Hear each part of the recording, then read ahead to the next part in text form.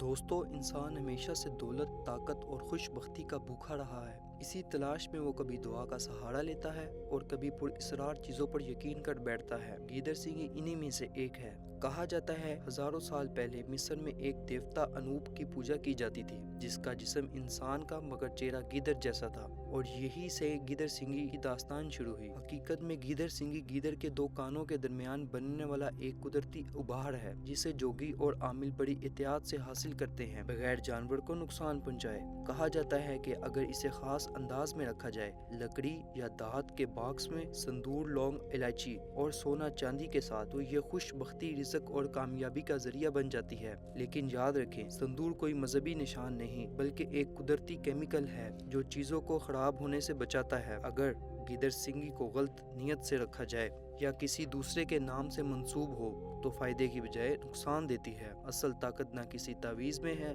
نہ کسی جڑ میں، بلکہ انسان کے یقین، نیت اور ایمان میں ہے۔ گیدر سنگھی محض ایک ذریعہ ہے، صرف اللہ ہے اصل کارساز۔